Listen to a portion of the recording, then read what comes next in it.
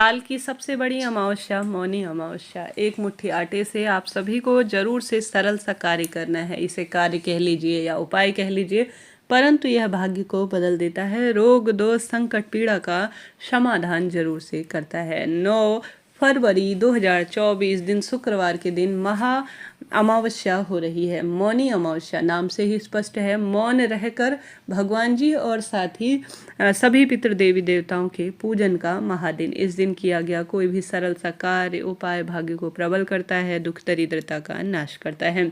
सबसे पहले गुरुजी हमेशा ही कहते हैं, दिन की शुरुआत आप सभी ब्रह्म मुहूर्त में गंगा जल मिश्रित जल से और तुलसी की लकड़ी को नहाने के पानी में घुमाकर और काले तिल को थोड़ा सा नहाने के पानी में एक चुटकी डालकर आप सभी को इस महा अमावस्या के दिन यह श्रेष्ठ सबसे सुंदर सरल सा कार्य करने का प्रयत्न करना चाहिए। उसके बाद मौन रहकर मन ही मन श्री शिवाय नमस्तुभ्यम या ओम नमो भगवते वासुदेवा इन महामंत्रों का चुपचाप से जाप करना चाहिए। भले ही आप मौन रहकर अपने पूरे दिन को निकाले प्रभु चिंतन में, या आप सिर्फ ब्रह्म मुहूर्त से लेकर करीब करीब 9-10 बजे के आसपास तक, या जितनी आपकी क्षमता शक्ति सामर्थ्य है उतनी देर मौन रहने का प्रयत्न करें। ऐसी मान्यता है यह पूरे साल भर की सबसे बड़ी अमावस्या है जो कि परम सुखों की प्राप्ति में सहायक है। उसके बाद जो श्रेष्ठ उपाय आपको बताना चाहूँगी वह अमावस्या तिथि में आप कभी भी कर सकते हैं, लाभ आपको होना ही है।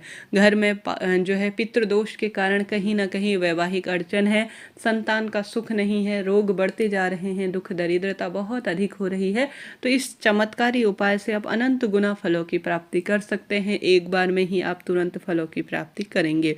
कैसे करना है ध्यान से सुनिए। जैसा मैं आपसे कह रही थी कि मात्र एक मुट्ठी आपको लेना है आटा। आटा आप गेहूं का ही लेंगे तो ज़्यादा श्रेष्ठ होगा, क्योंकि इस उपाय में गेहूं की ही सार्थकता महत्वता कही गई है। अब गुरुजी इस उपाय को करने के लिए 2 वस्तुओं की आवश्यकता कहते हैं। या तो आप 2 में से एक वस्तु ले लीजिए, या तो आप नारियल ले लीजिए, सूखा नारियल जो भगवान जी को हम समर्पित करते हैं, या आप बेलपत्र का फल भी ले सकते हैं। ठीक है, दोनों में से कोई एक चीज़ आप ले लीजिएगा।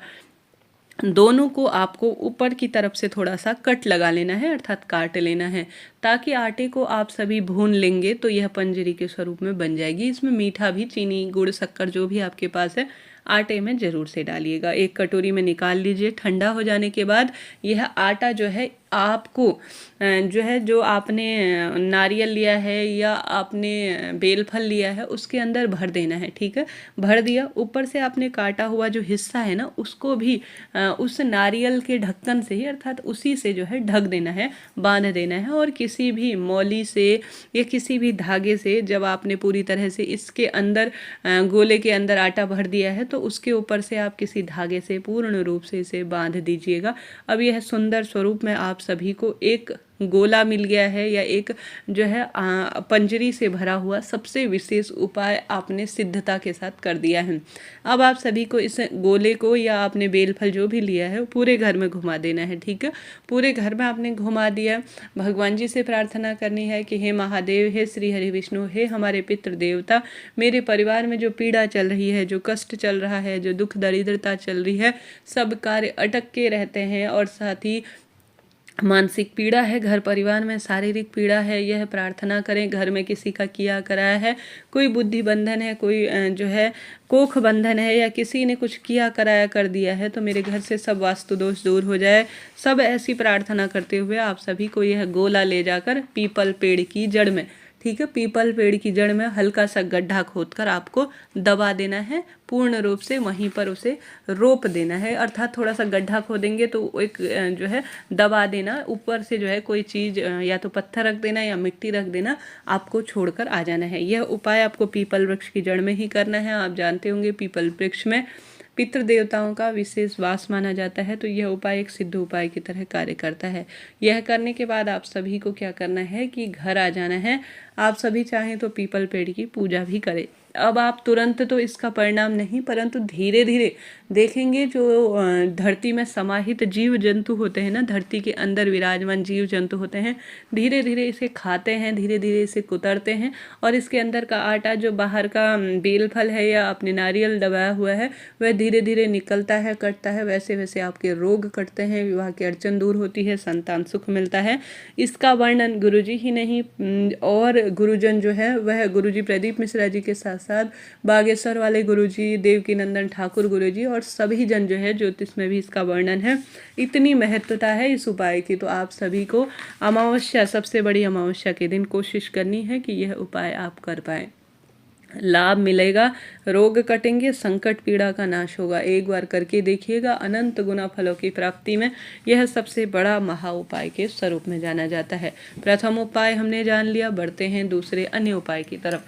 आप सभी को विशेष तौर पर मौनी अमावस्या के दिन दीपक का भी उपाय करना है। दीपक का उपाय भाग्य बदल देता है, रोग काट देता है, संकट पीड़ा का नाश कर देता है। तो मौनी अमावस्या के पावन पवित्र दिन पर आप सभी को मेरे जीवन में सब सुख मुझे प्राप्त हो जाए, ऐसी प्रार्थना करते हुए, मेरे पितरों का भी तारण हो जाए, इस प्रार्थना को करते हुए सबसे पहले आपको पीपल वृक्ष की जड़ में एक चुटकी तिल और गंगा जल, थोड़ा सा कच्चा दूध पीपल वृक्ष की जड़ में ओम सर्व पितृदेवाय नमो नमः कहते हुए समर्पित करना चाहिए। लंबी बत्ती का घी का दीपक पितरों के नाम का लंबी बत्ती का ही प्रयोग होता है, जलाना चाहिए, ऐसी मान्यता है।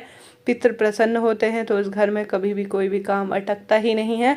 उस घर के संकट पीड़ा जो भी परेशानी है सभी का निदान होता है और सब सुख उस घर में मिल ही जाते हैं। तो इस उपाय को भी आपको करना ही है साल की सबसे बड़ी मौनी अमावस्या के दिन।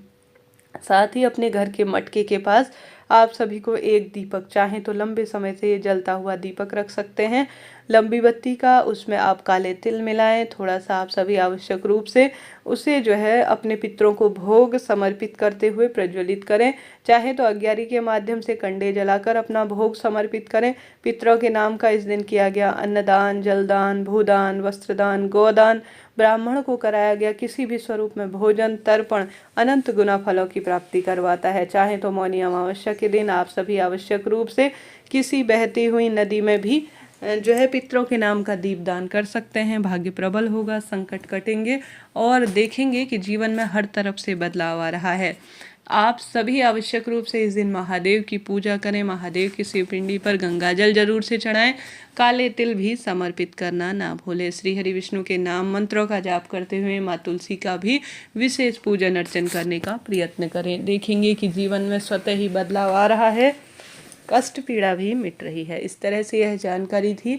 देखिए उपाय सरल है, अन्य उपाय भी बतलाएंगे धीरे धीरे, परंतु अभी के लिए आप सभी पहले ही तैयारी कर लीजिए। अमावस्या से पहले आप सभी को यह वीडियो दे रही हूँ ताकि संपूर्ण भाव से आप कर पाएँ। कोई प्रश्न हो, जो चीज़ आपसे रह जाए, जो आपको समझ में ना आए तो पूछ लीजिएगा। आपका अपना चैनल है, सभी सवालों के जवाब प्राप्त करेंगे। चैनल पर नए हैं तो प्रभु स्मरण करते हुए मंत्रों का दान जरूर से कीजिए।